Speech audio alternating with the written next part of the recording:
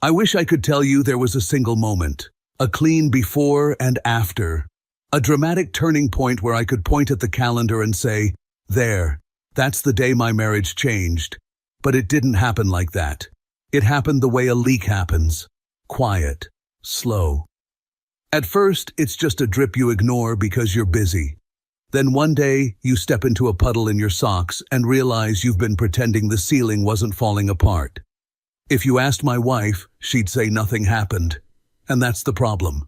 Nothing happening became the whole thing. It started with little gaps. A night here, a week there. Not even coldness, really. We still laughed. We still watched shows. We still argued about stupid things like whether the dishwasher should be loaded logically or artistically, which is what my wife calls stacking plates like a Jenga tower. She still kissed me goodbye in the morning. A quick kiss, efficient, like stamping a document. And I told myself, this is adulthood. This is normal. People get tired. People get busy. People have stress. I even felt proud of myself for being understanding. Because men are supposed to be simple creatures, right? We're supposed to be happy if there's food in the fridge and a TV remote in the house. Wanting anything beyond that is apparently a sign you need spiritual growth. The first night I actually noticed it, really noticed it, wasn't some charged, emotional moment. It was painfully ordinary. We'd had dinner, we'd cleaned up, we'd scrolled on our phones in that peaceful silence couples pretend is comfort, when really it's just two people sharing the same Wi-Fi. We went to bed. Lights off. Same routine. Same room. Same bodies in the same space. I reached for her the way I always had. Not like a teenager. Not like a desperate man who'd been locked in a cave. Just a hand on her side. A small pull. A wordless, hey, I'm here. She gently moved my hand away. Not irritated. Not dramatic. Gentle. Like I'd reached for a hot pan and she was saving me from getting burned. I think we focus too much on physical things, she said. That sentence sounded prepared. Not rehearsed like a lie. Rehearsed like a belief. Like she'd said it to herself enough times that it became a truth. I chuckled because I thought it was a joke. The kind where you roll your eyes and say, okay, philosopher. She didn't laugh. We have such a strong connection, she continued, calm as a yoga instructor. Why reduce it to that? Reduce. That word hit me weird, like she'd just taken something that mattered to me and described it as a low-grade hobby. Like I'd asked her to help me reorganize my comic book collection. I stared at the ceiling and did that thing men do when we don't want to start an argument at night. I swallowed it. Okay, I said. Because what do you say to someone who's speaking in quotes from a self-help book? If you push back, you sound like the villain, the shallow guy, the caveman who only thinks about one thing. And I didn't want to be that guy. So I played my part. I rolled over. I told myself it was temporary, that we'd had a weird week, that work had been stressful, that maybe she wasn't feeling well. And for a few days, I convinced myself it was nothing. Except nothing has a way of repeating itself. A week went by. 2. Another gentle redirection. Another calm sentence that sounded smarter than it felt. It wasn't rejection with anger. It was rejection with logic. And logic is harder to argue with because you can't say, hey, your logic hurts my feelings, without sounding ridiculous. Eventually, I tried to talk about it. Not a confrontation, not a demand. I did what every man does when he's trying to be careful. I turned it into a soft, emotional sentence that wouldn't scare anyone. I've just been feeling a bit distant lately, I said one evening while we were putting away groceries. I chose the moment strategically. No bed, no mood, no obvious agenda. Just two adults handling bananas and almond milk like responsible citizens. I miss being close. I didn't even look at her while I said it. I stared into the fridge like the answer might be behind the lettuce. She sighed. Not a big sigh, not a movie sigh. A controlled sigh. Just enough to communicate fatigue, like I'd asked her to explain taxes. Most husbands don't think like that, she said. I actually paused with my hand on a carton of eggs. Because I didn't know what to do with that. Not, I don't feel the same. Not, I'm struggling. Not, I need time. Just, most husbands don't. So now there was a category. And I wasn't in it. It was like being told you're the only person who still eats cereal with a fork. Not illegal. Just wrong in a socially embarrassing way. What do you mean? I asked, still calm, still careful, still trying not to become that guy. She shrugged, like the meaning was obvious. You put too much meaning into it, she said. It's not how stable relationships work. Stable. Another power word. Stable sounded like, you're childish. Stable sounded like, grow up. Stable sounded like, why can't you be like other men? I didn't argue. I nodded. I asked one or two gentle follow-up questions, and each one was met with more of the same calm tone. This faint, disappointed patience, like she was dealing with a toddler who wanted candy for dinner. Then she ended it with the sentence that always ends these conversations. Can we not make this a thing? And that's where the trap was. Because if I kept talking, I was making it a thing. If I stopped talking, I was being mature. So I stopped.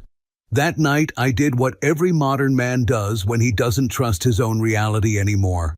I consulted the sacred oracle, Google. I searched things like, long-term couples, closeness changes, is it normal to want connection after years together? How often do married couples stay affectionate? Why do I feel needy in my marriage? The internet did what it always does. It gave me 20 different answers, all written by people who either had a PhD or had a crystal collection. Nothing said I was crazy. Nothing said I was abnormal, which should have made me feel better. Instead, it made me feel worse. Because if I wasn't crazy, then why did I feel like I needed permission to want something basic? After that, the pattern locked in. I'd try to bring it up carefully, like I was handling fragile glass. She'd answer with exhaustion. Why is this always about you? I thought we were past this. You're making me feel like I'm failing. That last one was particularly brilliant, because now my feelings weren't just inconvenient, they were harmful. So I learned, quickly. If I tried to initiate any closeness at the wrong moment, she'd shift away and say something like, I'm tired. But with the subtext, don't start. If I tried to talk about it, she'd stare at me like I'd just ruined the evening for no reason. I started timing my own existence. If she was stressed, I shouldn't bring it up. If she had a headache, I shouldn't bring it up. If she had a good day, I shouldn't bring it up because why ruin it? It's amazing how fast you can train a person to shut up when you attach consequences to simple honesty.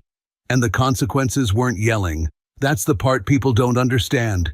It wasn't dramatic. It was atmosphere, a coldness, a silence, a withdrawal of warmth that made you feel like you'd stepped on a social landmine. So I adapted. I stopped reaching for her at night, stopped lingering too close on the couch, stopped kissing longer than 1 second because I didn't want to be suggestive. I even stopped complimenting her body because I didn't want it to sound like I valued her for the wrong reasons. I became a monk with a mortgage. And the wild thing is, she seemed happier. She smiled more. She was lighter. Like removing my desire from the room made the air cleaner.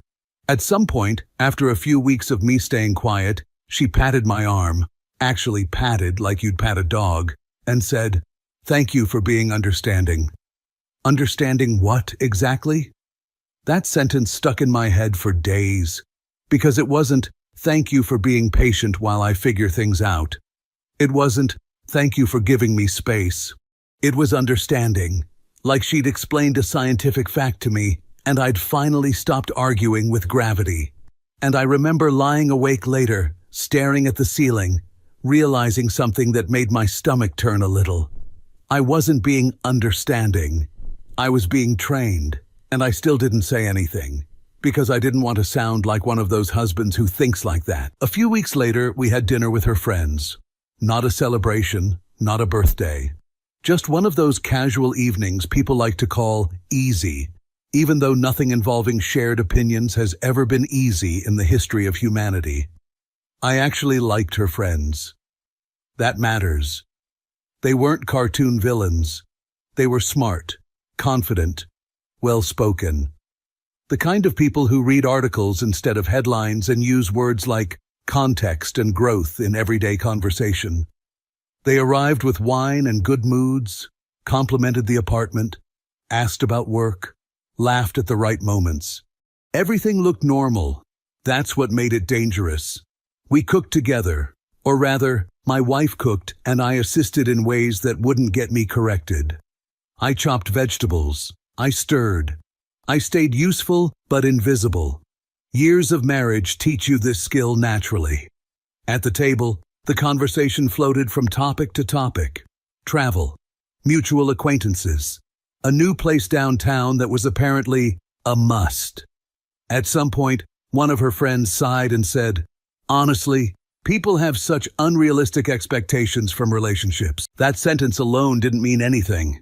It could have gone anywhere. Another friend nodded. Especially long-term ones. I kept eating.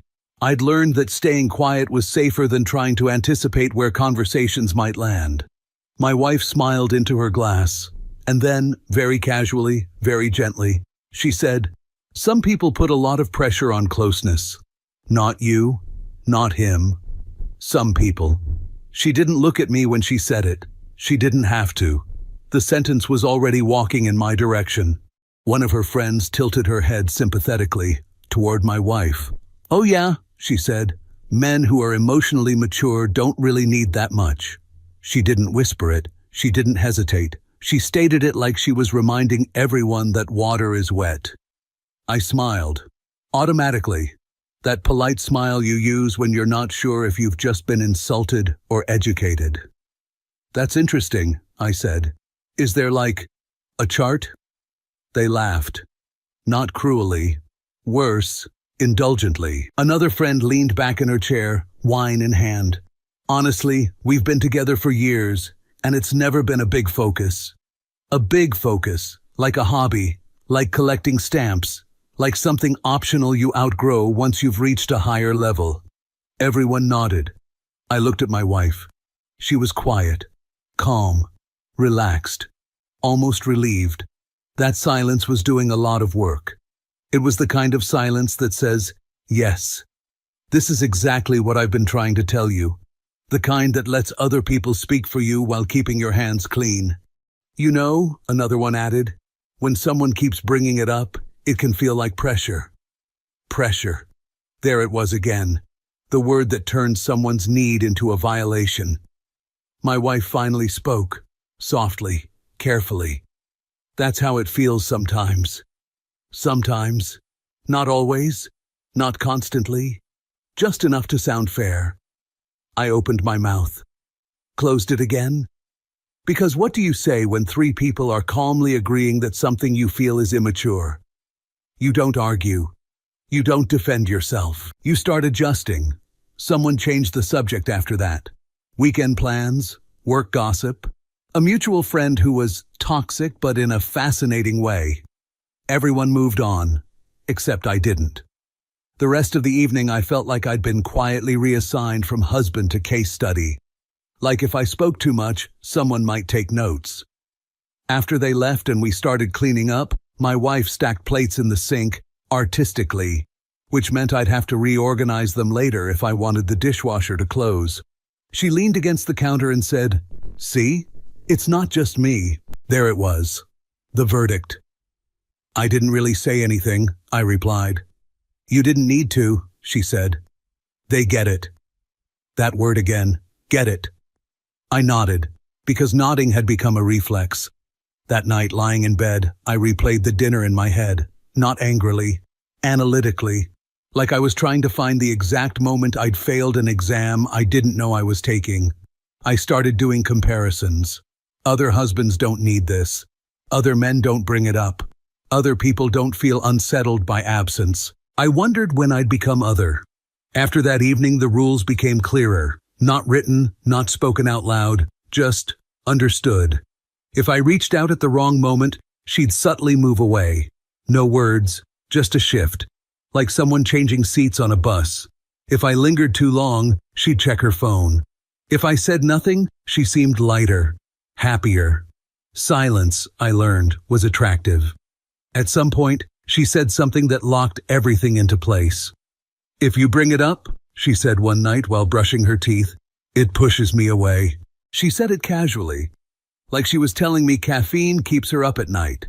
No anger, no threat, just cause and effect.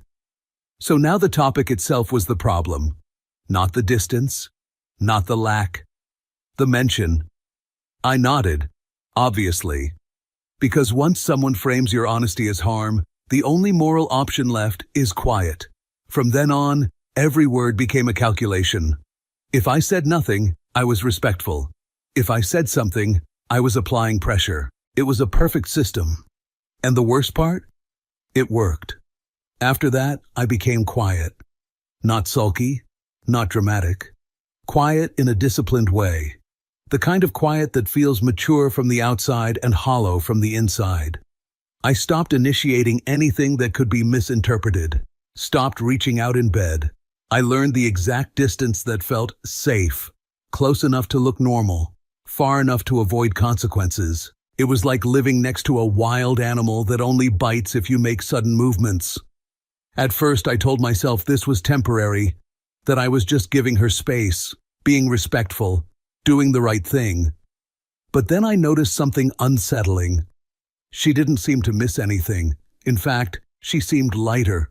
She laughed more, slept better, moved through the apartment like someone whose background noise had finally been turned off.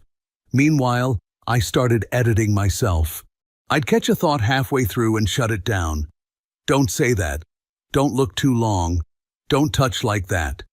Even compliments became risky. You look nice today, felt acceptable. You look beautiful, felt suspicious.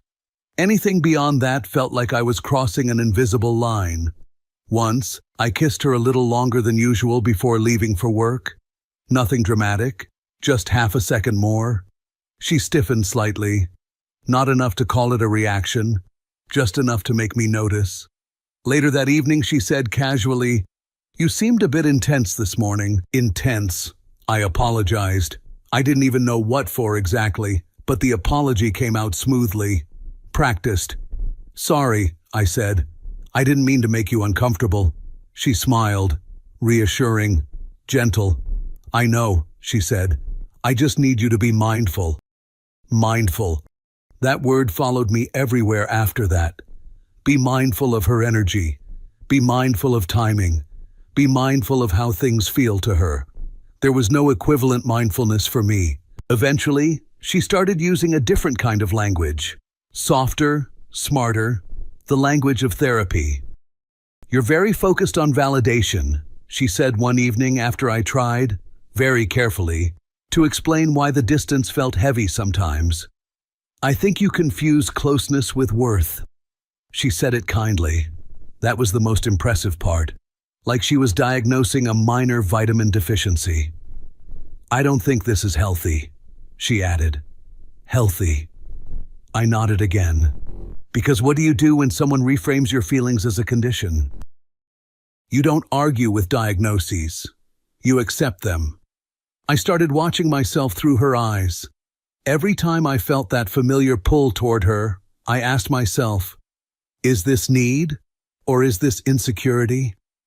Every time I felt lonely, I wondered if I was just failing to self-regulate. I began thanking her for things I'd never needed to thank anyone for before. Thanks for being patient with me. Thanks for understanding. Thanks for not getting annoyed. One night, after I'd stayed quiet for days, she reached out and squeezed my hand. "There," she said. "This is nice. This feels safe." Safe. I smiled. Inside, something folded in on itself. Because safety, apparently, meant neutrality, stillness, absence of desire. I started feeling embarrassed by myself. Not in a dramatic way, in small, private moments. Standing in the shower thinking, why am I like this?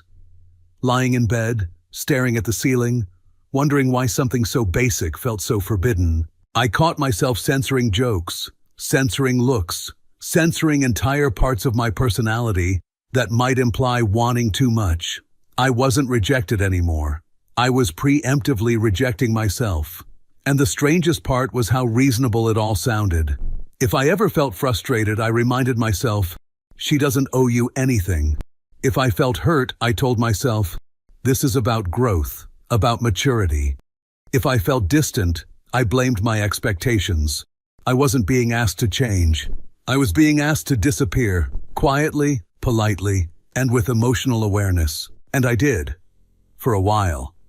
At some point, I did something I hadn't done in months. I stopped asking myself if I was broken and started asking whether I was being lied to. Not by her, by the idea. So I talked to men, not dramatically. Not in a support group circle where everyone holds coffee like a shield. Just conversations. At work, between meetings, in hallways. The kind of talks men have when no one's recording and no one's trying to sound evolved. It started with Mark. Mark is married, 2 kids, permanently tired, permanently sarcastic. The kind of guy who treats work emails like personal attacks. We were standing near the coffee machine, the good one, the one that pretends to be Italian. So, I said casually, like I was asking about weather patterns. How are things at home? Mark snorted. Define things. I hesitated, then just said it. Do you ever feel like closeness disappears and you're just supposed to accept it as growth? He stared at me, then laughed. Who told you that? I shrugged, just wondering. No, he said immediately. That's not how it works. That was it. No lecture, no philosophy, just no. We have ups and downs, he continued, filling his mug. Sometimes work gets in the way, sometimes life does. But if I told my wife I didn't miss being close to her at all, she'd think I was having a stroke. That image stuck with me. Later that day, I talked to Daniel. Older, married longer, calm guy. The kind who never raises his voice. I phrased it differently this time. Does it ever just vanish? And you're told it's maturity? Daniel frowned. Who's telling you that?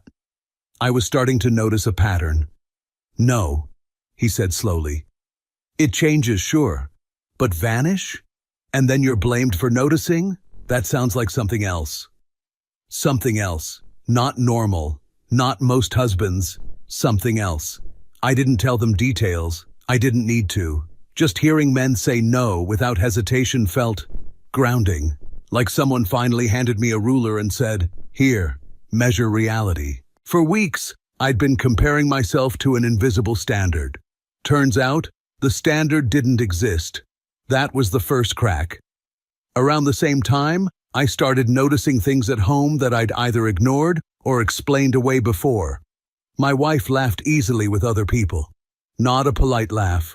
Not the careful one she used with me sometimes. A real one. Loose.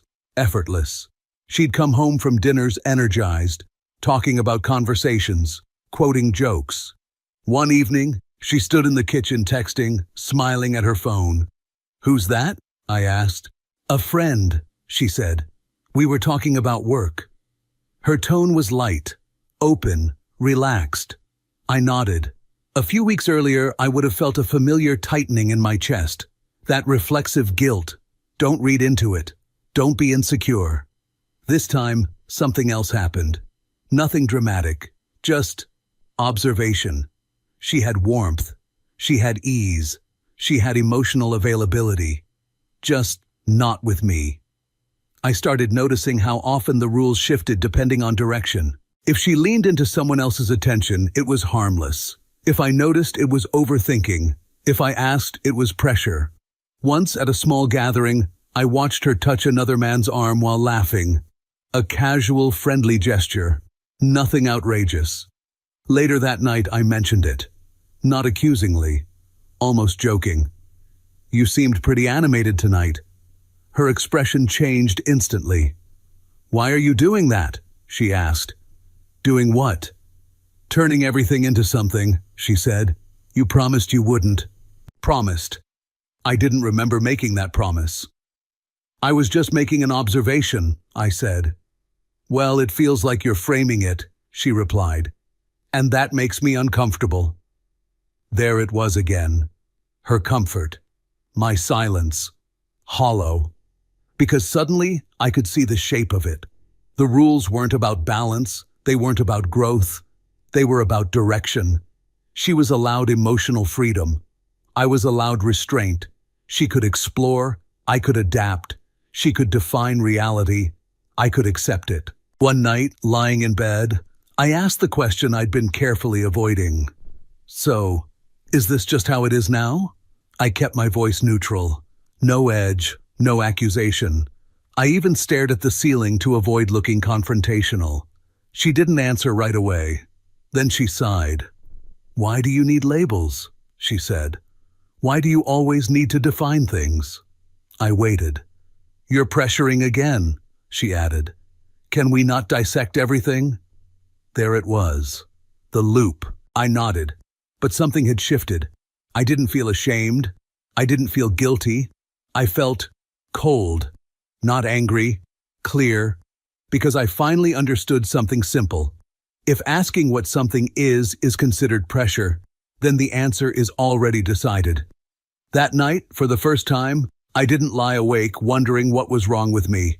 I lay there wondering something else entirely. How long had I been the only one required to disappear? And once you see that, you can't unsee it. After that, I stopped trying to fix anything. Not because I gave up, because I finally understood what I was being asked to fix.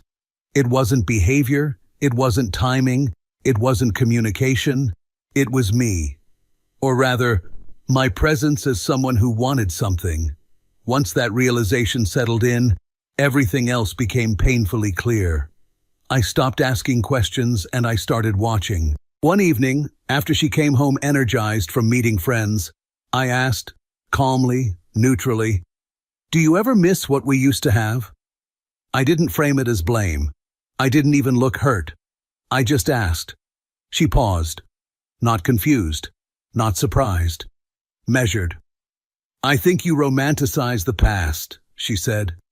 "This is what mature relationships look like." There it was. Not a feeling. A doctrine. "So this is permanent?" I asked. I kept my voice steady. I wasn't fishing. I genuinely wanted to know. She frowned. "Why do you need labels? Why does everything have to be defined? You're doing that thing again. You should be grateful for what you get," she added, not harshly, not kindly, just factually, like she was reminding me of a policy. That sentence landed differently, not because it was cruel, but because it was final. Grateful implies charity. Charity implies hierarchy. I nodded, out of reflex. But something inside me stayed still. For the first time, I didn't rush to interpret her words generously. I didn't soften them. I didn't translate them into something easier to swallow. I heard them exactly as they were. She wasn't telling me to wait. She wasn't asking for patience. She was explaining my position. And suddenly, all the earlier moments lined up perfectly. It was never about distance. It was never about phases. It was about control through moral framing. My needs weren't denied. They were reclassified as immaturity, as insecurity, as pressure. Once you do that, you don't have to argue anymore. You just let the person talk themselves into disappearance. That night, lying next to her, I realized something that should have terrified me. I wasn't afraid of losing her. I was afraid of continuing to erase myself just to stay. And that fear was smaller, manageable. I thought back to all the apologies, all the nodding, all the times I'd thanked her for tolerating something that shouldn't have required tolerance. I hadn't been asking for more. I'd been asking not to be diminished. And the answer had been very consistent. That's when I knew. Not emotionally, not dramatically, logically. This wasn't a misunderstanding to be resolved. It was a structure. They change when someone steps out. I planned the conversation. Not the dramatic version people imagine, where someone rehearses speeches in front of a mirror. I planned it the way you plan something once you're tired of improvising your own humiliation. I waited until I knew exactly what I wanted to say. And more importantly, what I wasn't going to say anymore. No disclaimers, no softening, no apologizing for existing. What finally pushed me there wasn't anger. It was disgust. Not toward her, toward myself. I didn't recognize the man I'd become. The one who measured every word. The one who apologized preemptively. The one who kept explaining his own thoughts like they needed a disclaimer. I'd never been that man, and I wasn't going to finish my life as him. So I picked a night. Quiet, ordinary. No stress, no distractions, no excuses. I sat down across from her at the kitchen table. "We need to talk," I said. She looked wary, but not alarmed. "Okay," she said. "About what?" "About us," I replied. "And where this is going." She exhaled slowly. "Can you not make this heavy?" "I'm done making it light," I said. "That's kind of the point." She crossed her arms. "I'm not okay with how things are," I continued. "And I'm not okay with the idea that wanting closeness makes me immature, selfish, or defective." Her expression hardened. "I never said you were defective. You didn't need to," I said calmly. "You just made it the only logical conclusion." She shook her head. "You're exaggerating again." "No," I said. "I'm being precise." I leaned forward slightly. Not aggressive, intentional. "I'm not here to argue about who's right," I said. "I'm here to figure out whether we're actually going to fix this, or whether I'm supposed to keep disappearing so you can stay comfortable." Her voice sharpened. "So what, you're giving me an ultimatum?" "I'm stating reality," I said. "If nothing changes, if this stays exactly how it is, I'm leaving." The silence that followed was thick. Then her face changed. The calm dropped. "Oh, so that's it?" she snapped. "You threaten to walk out unless I become someone else?" "I didn't threaten," I said. "I explained the outcome." She stood up abruptly. "Fine," she said. "You want to leave? Leave." She walked into the bedroom. I followed slowly. She yanked the closet door open and dragged out a suitcase, slamming it onto the bed. "Here," she said, grabbing clothes. "I'll make it easy for you." She started throwing things in, not packing, throwing, shirts, pants, socks, fast, aggressive, performative. "This is what you want, right?" she said. "So go, get out." I watched her for a moment. I'd seen this before. This wasn't a breakup. This was a bluff wrapped in chaos. She wasn't ending the marriage. She was forcing me to retreat. She expected panic, regret, backtracking. She expected me to soften. She expected me to say, "I didn't mean it like that." I didn't. "Stop," I said. "I'll pack my own things," I continued calmly. "You don't get to turn this into a scene." She stared at me, confused now. "You're really doing this?" she asked. "You're actually leaving?" "I'm doing exactly what I said I would," I replied. "Because I meant it." She scoffed. "This is ridiculous. You'll come back once you cool off." I shook my head. "That's the thing," I said. "I'm not heated. I'm clear." Her voice rose again. "All this because you can't accept how relationships change?" "No," I said. "Because I won't accept being told that wanting closeness makes me less than." She laughed, sharp and bitter. "You're throwing everything away," she said. "No," I replied. "I'm done throwing myself away." She stopped moving. I packed slowly, methodically, no rush. Each item felt like an act of reclaiming something I'd given up piece by piece. When I zipped the suitcase, the sound felt final, not dramatic, just definitive. She watched me, waiting, still waiting for the moment I'd break. It didn't come. "So that's it?" she asked. "Yes," I said. I picked up the suitcase and walked past her. She didn't follow, because part of her still believed I'd turn around. I didn't. I didn't leave feeling heroic. I left with a suitcase that wasn't full and a head that finally was. The first weeks were strange. Quiet in a way that wasn't empty, just unfamiliar. I slept better than I expected, worse than I hoped. Some nights I woke up reaching for a phone I no longer needed to check. We didn't talk much after that. She sent a few messages at first, practical ones.